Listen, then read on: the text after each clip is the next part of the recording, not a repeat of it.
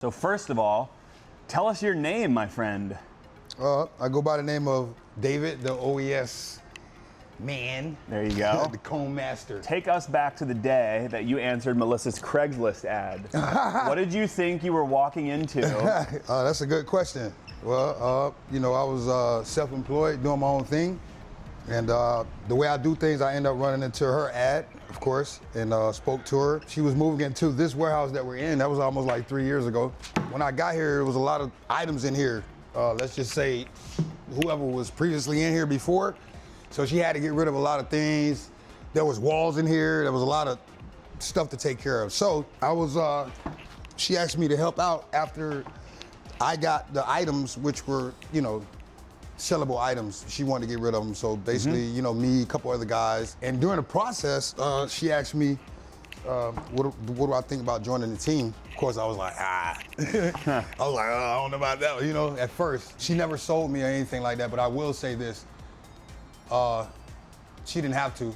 When I seen her on her hands and knees and working just as hard as I was, as a boss, and she's down there with me, hands down, I got her back from here on out.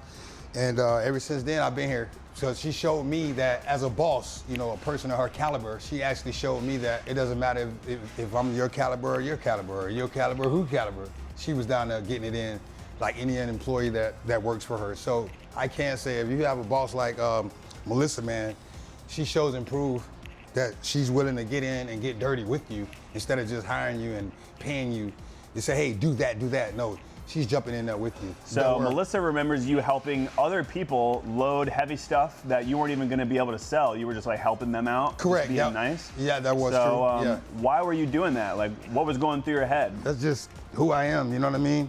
The helping hand. That's just like, for example, anyone needs help and I end up riding by and seeing it. You know what I mean? So 9 times out of 10, I might jump into it just to help because that's just who I am. I end up helping the other guys load their truck, and in the same token, I stayed for longevity. Those guys didn't. And that's something that you can really like hold your head up high for because Melissa obviously saw something. You spent a long time cleaning out this warehouse before anyone could actually work in it. What is something that you found in the warehouse that you still think about? The warehouse. It's still here. I found stability here. Very cool. I found stability. I found the home family-wise, like outside of my own family. I have yet to find a company like this one and a boss like OES. OES is a really great place to work. You can just find yourself elevating without even knowing you're elevating, put it that way. So 3 years ago, I met Melissa.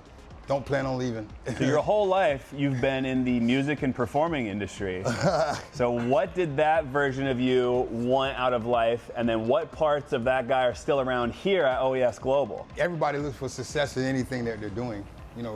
Music, running track, NASCAR, you look to be a winner. During the process of me doing music and being signed, I was looking to be a winner and be successful. I can't say it didn't happen because I still do it to this day. So I still do music, still do entertainment, and that plays a big part of me being here as far as working for OES. I actually merged the two, so I enjoy doing what I'm doing and at the same time playing music or writing songs in my head, per se. So before you got here, you didn't necessarily know what you were going to be doing. I mean, nobody really did because we've kind of evolved into now we've got Silkscreen and Stencil and all these crazy customizations we can do to the cones. Facts. So before you knew how to Silkscreen and to Stencil, right. Walk me through learning the process and what was the first thing that you ruined? What was your first mistake? Well, I came with work ethic, if I pronounce that right. I came with work ethic, meaning I worked from top to bottom, landscaping, roofing, in and out buildings. But when it came to stenciling and silk screening, I was hands-on with the teaching and messed up a few cones. I mean, matter of fact, it's quite a few. So hey, but we use those now for practicing when it comes to stenciling or just preparing for the stencil. And so I kind of messed up quite a few, but not enough to, put a dent in the company, but just enough to say, hey man, got to tighten up. So now, after learning so much about what it takes to stencil and silkscreen, you are running our silkscreen machine, but that machine costs more than a car. So what is it like being the person responsible for it? Oh, well, I mean, I had to learn it first. We had it quite some time, and I honestly say I can't just say, oh, I jumped right into it and then learned it, you know, I had to really play with it. I got some insight from the guys who actually built it from California, the JDC, those guys. Shouts out to Mike, you know what I'm saying, and Tom. I do take care of it, you know, and after I figured out the ins and outs, so I can say right now, even having this machine for quite some time, I'm like 90% in with it.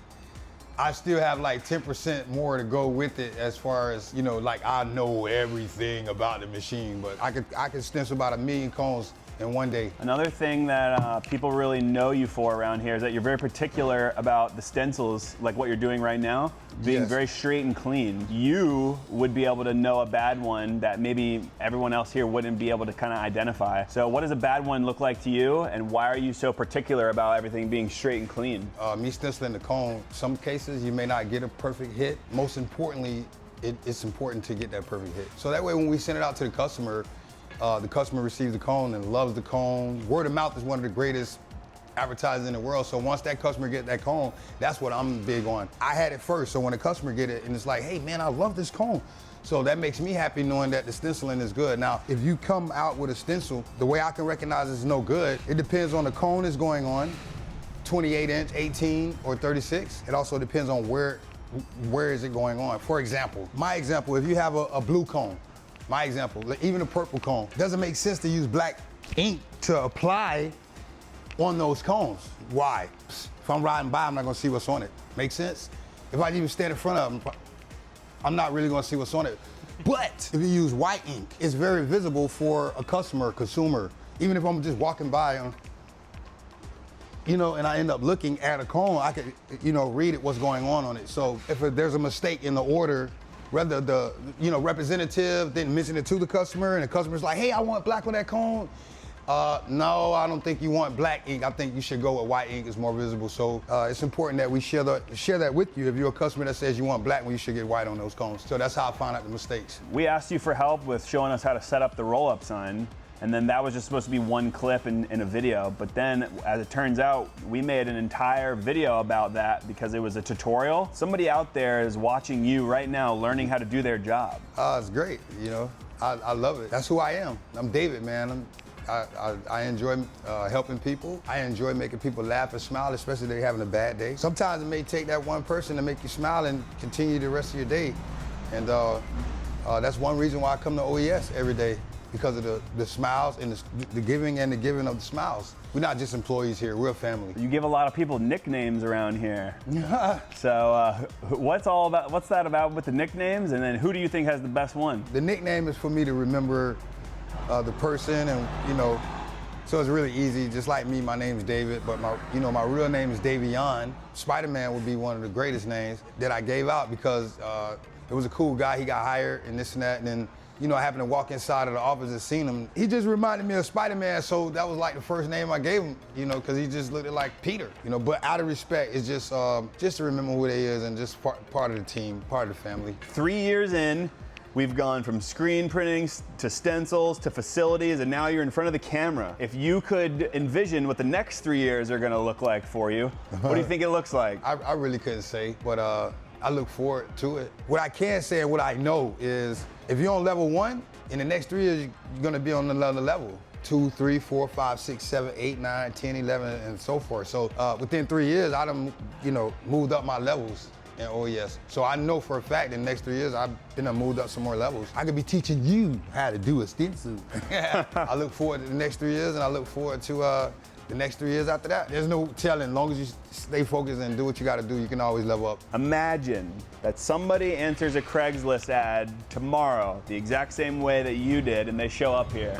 What are you gonna tell them? Well, if he reminds me of myself, then welcome aboard, you know what I mean? It's not just the code, it's OES code. Welcome aboard, because you're gonna be part of the team, you know what I mean? So if he like me, then hey, we'll be more than welcome to have you, you know what I mean? So, and you end up showing up, you know, I'm one of the guys you're gonna run into here at OES, Hydration Depot and Traffic Cones for Less. That's how we do it. Shout out anybody you want, say whatever you want. It's all right, cool. Hey, listen, I wanna give a shout out to everybody from day 1, 2, 3 to 3 years. Definitely want to give a shout out to my warehouse team.